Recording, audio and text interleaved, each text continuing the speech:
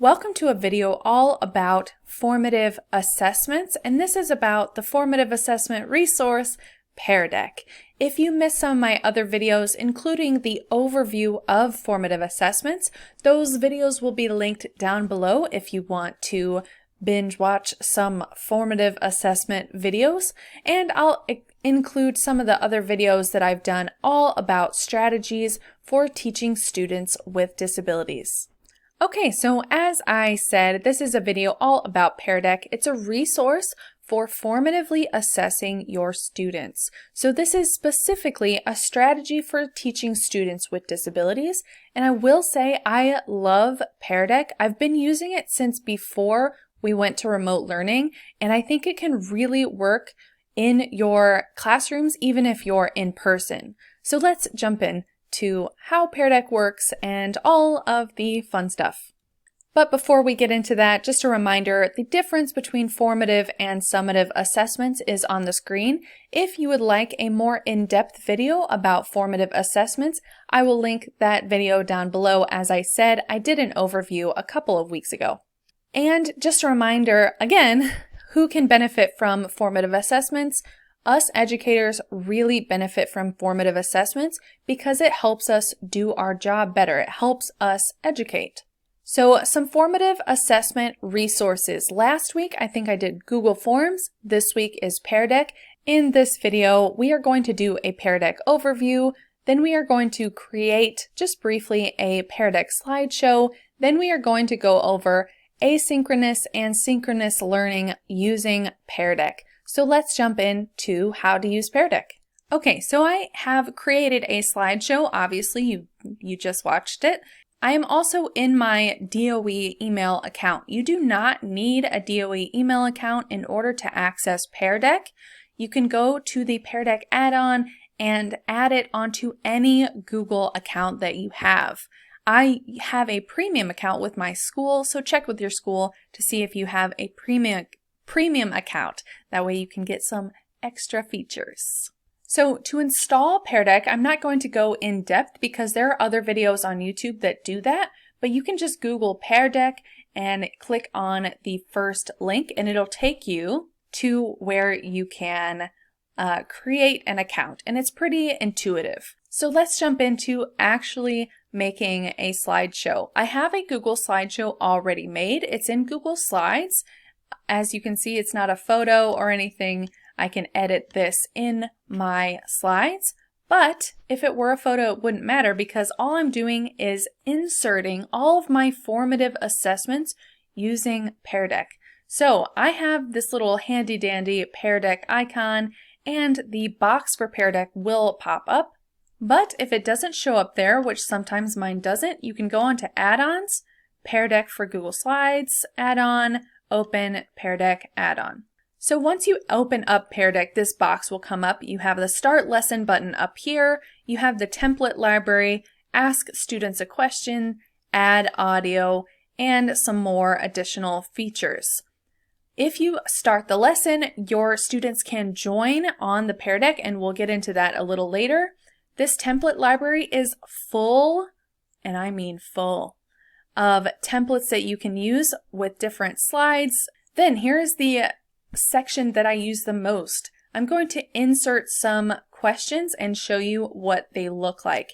And then on the asynchronous side, I am going to add some audio to the slide so you can see what that looks like. So let's speed ahead and I'm going to add some of the questions. To do that, you just click on these little icons. Okay, so I inserted some formative assessment questions. Let's take a look at how the slideshow has changed. I just added some formative assessments, added some slides so that they could fit more seamlessly into what we're doing. So we have a multiple choice question here. If I wanted to edit it, I would click on it again and it would show me all of my options. There's what it looks like on the creation side. Then we have a write your response. This is a text question. Then you can insert a website. You can click on this website button and it'll give you a preview of what the students will see. And this is interactive. As you can see, it's super cool. Some websites like Google Classroom and sometimes YouTube doesn't embed properly, but I'll show you how the students can still get to the website. And then students have an opportunity to enter a number on this slide.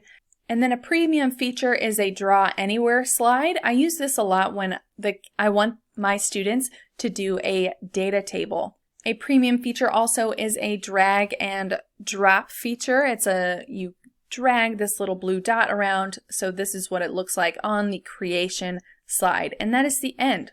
So what if we wanted to start a lesson with synchronous learning? Let's go ahead and start a lesson, and I'm going to click instructor paste activity. Because this is synchronous, I find that during a synchronous lesson, a student paste activity, the students don't dive as deep into the material, into the content, as if it were instructor paste. So let's go ahead and do instructor paste, and then it will give students a code, and students can go to joinpd.com and enter in this code, or you can give students a link and put it in the chat or wherever you put your comments to the students, so they can click right on the link and it'll take you right to this presentation. So here's what students will see when they first log in, and they do need an email to log in.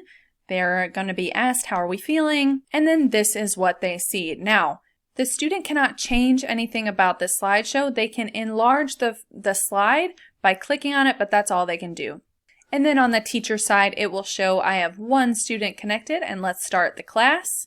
And then I'm going to flip through the slides. And then once I come to a question slide, it is going to show the responses. And of course, I haven't responded yet. Let's go do that. All right, so it says which one is true, and then it gives me some multiple choice options. And it shows me the check mark for this slide 3. And then on the teacher side, it shows everyone who has responded and everyone has gotten it correct. We can also change the layout over here, and it will show you just a bunch of boxes with what everyone put. So let's go back, hide responses. Next question. This is, let's see, and this is a write your response question. So I can type my response, and the teacher will be able to see all of the responses in real time. So it shows you when they're typing, it shows you what they're typing. It is overall very cool. So if we want to go show responses, without the premium, it does not say who is typing what. And in the premium too, you can open up a teacher dashboard and give feedback to all of the individual students, which I think is fantastically helpful, but it's not essential for formatively assessing your students. If the point of a formative assessment is to gather data, it can obviously still be useful to you to have anonymous responses. So let's hide these responses and go to the next question. I believe this is the website. So it's not actually a question, but students can browse a website. So let's see what that looks like on the student side. So here's what this looks like on the student side. As you can see, this is a live website. I can scroll. I'm still in the Pear Deck, but I can scroll. I can read the whole thing, the whole website. If this weren't loading for whatever reason, I could click on this and it would take me to the website. I would click, it's just a little green link at the bottom. I use this a lot for Google Docs. I will give students an access to a Google Doc reading, and they will be able to read the entire doc inside of the Pear Deck without having to worry about switching tabs and whatnot. Okay, and this is a number question. Students are entering a number. Let's see. So students can enter a number and they can adjust with the little arrows over here. And then on the teacher side, it shows the number line just like I said. So a premium feature is the Draw Anywhere slide. So this slide is a very cool resource tool to use for formatively assessing students. You can have students circle something on the slide, or you can have them input data on a data table. I'm just going to show you on the student side what it looks like. So this is what it looks like. Students can draw anywhere on the slide, and sometimes it depends on the student, but sometimes the students have difficulty with this slide because they just don't have the computer skills for it, but my students at least, are just in middle school, so they're still developing those skills.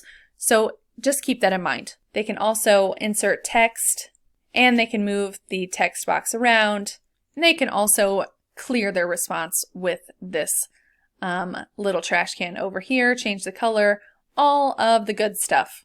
And there's just a whole bunch of cool stuff that you can do with these draw slides. And I will say there are some templates. So if you don't want to upgrade to premium, which I know I'm not trying to sell you on premium or anything, I'm just trying to explain the features. But if you don't want to upgrade to premium, and you definitely do not have to, there are free templates that have this draw feature in them. So go through the templates and see if you can find something that meets your needs. And finally, the last premium feature is the drag feature. So as you can see, I can move this little blue dot around. There are, when you're making these slides, there are different colored dots. There are also different shapes. There are triangles, there's a square, there's also some math features, divide by, equal signs. They have a whole library of different draggable things. One of my favorite ones to use is a taco. My kids like tacos. In the teacher's version, it's going to look something like this. And you can view all of the aggregate data where all of your students' answers are on top of each other, so you can do a really quick formative assessment.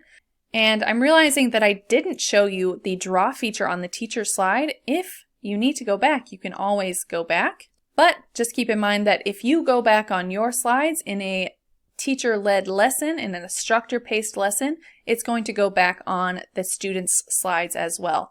So same thing, you can change to grid layout or an overlaid where you can see all of the students' responses on top of each other. And that is the end of the synchronous portion. I usually change this to student-paced at the end of my lesson, just in case someone wants to go back and finish or change their answers. Or you can end this session. Now, the only real difference between a synchronous lesson and an asynchronous lesson on Peardeck is that you can use audio. So I have gone ahead and added audio to a lot of these slides, so that if students are going through the slides asynchronously, they can click on the headphones icon for some of my narration. Now, the audio isn't great. I would prefer it to be better. However, it's not terrible. You can still hear my voice and understand what I'm saying. So if you wanted to add audio to slide, and then it gives you a nifty audio recorder here. Now you can't edit the audio in this audio recorder, so just keep it short and sweet. I don't think there's a time limit though, so that's nice. So I have all of my audio included, as you can see in these little gray boxes, and I have a reminder to click on the headphones icon in the bottom right hand corner. So let's go ahead and start lesson. Of course, I want this to be student-paced, it's asynchronous, and I'm going to give students another link. So this is what it looks like on the student side. I can flip through all of the slides and answer at my leisure. And this headphones icon is where I would hear the audio. And actually, I'm going to link this presentation, this link, down in the description box below. So if you want to try this out as a student, feel free to click that link, sign in with Peardeck, and go through this presentation asynchronously. All right, hopefully you found that video helpful. Let me know if you want a part 2. I have tons to say about Peardeck. Make sure to subscribe to the DOE's YouTube channel so you can get access to all of our videos that we put out on a weekly basis. As I said, some of my other videos will be linked in the description box down below, so make sure to check those out. And again, if you want to do that asynchronous session, that link will also be down below. So thank you so much for watching. I will see you next week.